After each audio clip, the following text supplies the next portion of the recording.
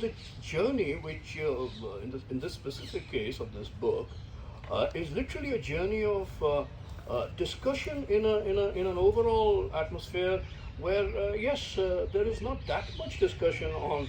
There is a lot of discussion, of course, but compared to the intensity and level of discussion in other parts of the world, not that much in India. I don't think I will shy away from that sense of somewhat being in a remote sort of area of the world when it comes to Gaza. So the question of distance is always there. We'll come to that.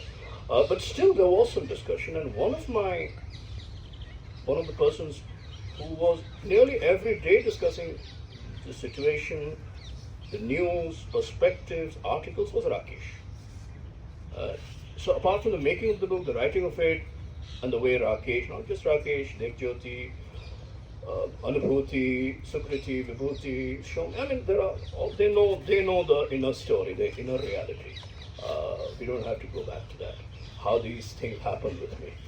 They wouldn't have happened without their being with me. So that is the journey in the literally physical sense, that they were literally there with me at literally every word of the book. But Rakesh in particular, because not just that I was dictating the book, he was typing it, he was the first reader of the book. He read the entire text and we edited it together as he read it out to me. Also the discussions. That is crucial for me. I and Rakesh, but others, but I and Rakesh in particular, would discuss nearly every day at something very important, at a newspaper level. What is the news today? So I'm very weak in social media. So you'd bring me social media, the daily thing that is circulating in social media. And I would tell him that this is what I read in the newspaper. And between us, we try to make a kind of world of news in the sense of something which of course could also be looked at as data in a very corrosive reductionist sense, but also in the other way of looking at news as something, Hegel used to say, reading the newspaper is modern man's morning prayer.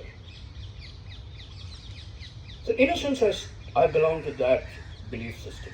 Reading the newspaper is my morning prayer, but also morning discussion, which I and Rakesh in particular used to really have. Up to now, it's carrying on, because like Rakesh said, that nothing seems to have changed. Things have only seemed to have gotten worse. And the challenge of continuing to discuss, continuing to read, continuing to write if possible, I mean, it becomes that much more difficult with each day, and yet one tries to go on.